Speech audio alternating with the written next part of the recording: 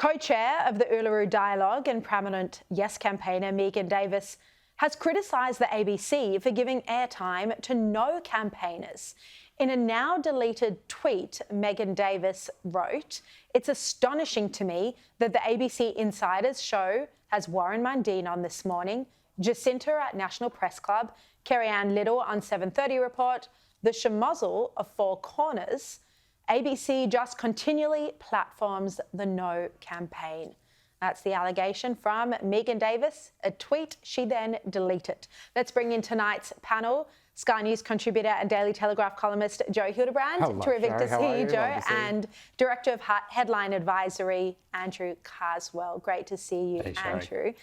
Joe, what do you think about this? Do you think she has any case against the ABC for being too balanced towards the no side? I think everyone in the Yes campaign should get the F off Twitter. That's what I think. I did it and it works for me. Again, I suppose it's just sort of frustrating. Like, you know, bias is always going to be in the eye of the beholder. I mean, the idea that the ABC is somehow biased towards the Conservative No campaign would be laughable to, say, a Chris Kenny or many of the critics of the ABC from the Conservative side. Although maybe not on this with Chris Kenny because he supports the Voice. He does support the Voice, I know. I understand that completely. But point being, like, as one of the critics who've constantly pointed out that the ABC seems to have a continual bias against Conservatives, the idea that it would be biased towards Conservatives would be ridiculous. But again, this is something that people on the hard left do. This is why a lot of ABC presenters and journalists have now had to get off Twitter altogether, including Q&A, which basically owes its entire reputation to Twitter because the whole point was its audience engagement with people at home.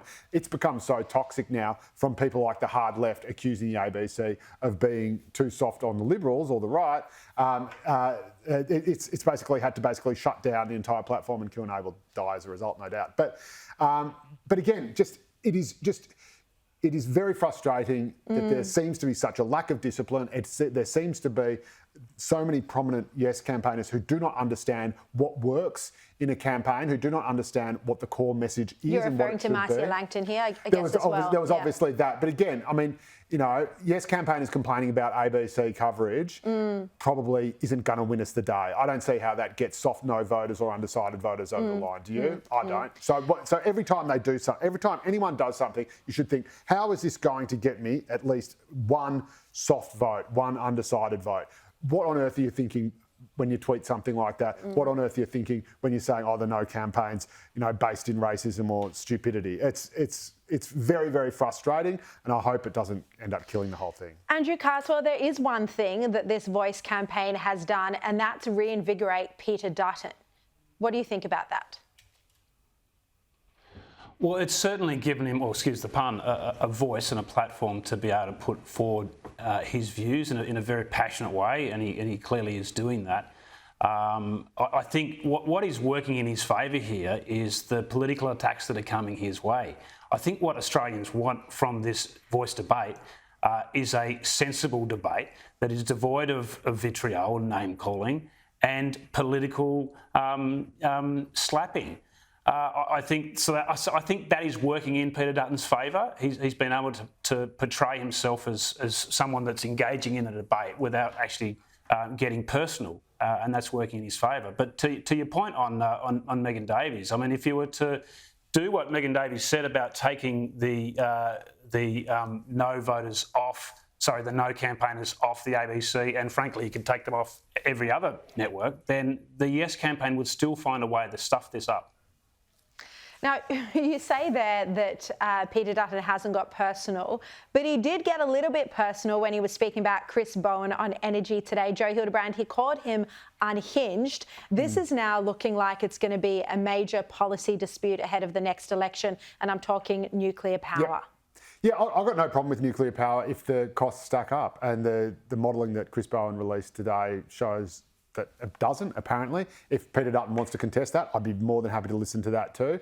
But, you know, there is, you know, obviously an opposition's job is to oppose, but just to draw the comparison with the Voice a bit, you know, like Peter Dutton complains a bit about, that there's not enough detail as to what the voice would look like. Well, his proposal for rural and regional voices doesn't have any detail whatsoever, and it doesn't even have the support well, he's of his not own going to a referendum. coalition. He's not going to a referendum on it, That's right. though. And again, I understand that oppositions, it's easier to oppose. And I also think... But there's not... but again, you could say, well... But also, Joe, if you are planning to change the Constitution, the Prime Minister does owe it to Australians to say, this is how the voice body will be elected. This is how the individuals will get to be in this position. This is the extent of the power it will have. And that's why many Australians, are concerned. That's what the polls show. The number one concern is the lack of detail. And again, I'm the first to admit when I say that the argument hasn't been well prosecuted, and you've heard me do it just 2 minutes ago.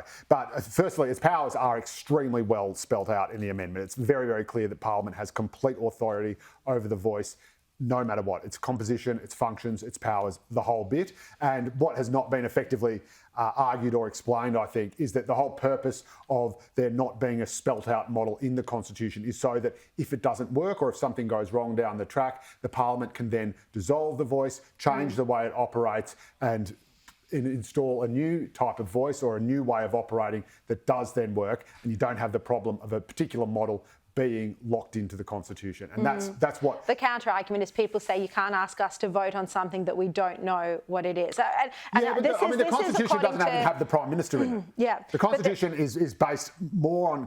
Australia's politics is based far more on convention and what works and what doesn't, and things being able to evolve over time than it does on what is in the black and white of the Constitution. Yeah. The Constitution says, here's how you make a parliament, figure out the rest on your own. You can tell that to Australians because the weekend reports I read literally said the number one reason people are reluctant to vote is because of the lack of detail from the government. Andrew Carswell, back to the nuclear energy point. Peter Dutton has put forward this proposal to transition coal-fired power stations into nuclear reactors or hubs. The technology's there, the infrastructure's there. Chris Bowen today saying that'll cost $387 billion of taxpayer money. What do you think about this as how it's shaping up to be a big point of difference between Labor and the coalition? Well, I think today was an example of a classic own goal from Chris Bowen, and on two fronts. What he modelled is not coalition policy. They've never advocated for that extent. They just want it explored and the barriers removed. But secondly, if I was to tell Australians that I could fix their crumbling, ailing energy system, if I could build a powerful, renewable, reliable energy system. And by the way, it's zero emissions and could get us a long way to getting to net zero by 2050. And all it's going to cost us is $387 billion. Then they'd be saying, sign the cheque. $387 billion, it's the same, relatively the same amount of money we're spending on building our AUKUS submarines. It's not that big a deal when you compare it to the alternative, which is what experts say is 1.2 to 1.5 trillion, with a T, 1.5 trillion to build the energy system of the future that will get us to net zero without nuclear. So that's $400 billion just on poles and wires to connect solar and wind offshore and onshore to the energy grid. $387 billion, that's a bargain.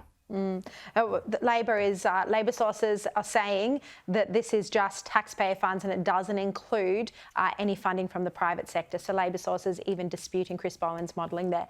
Joe Hildebrand, we are out of time. Thank you very much. I apologise. Always a We'll pleasure. see you next No problem at all. Monday. Andrew Carswell, see you next Monday. Thank you so much.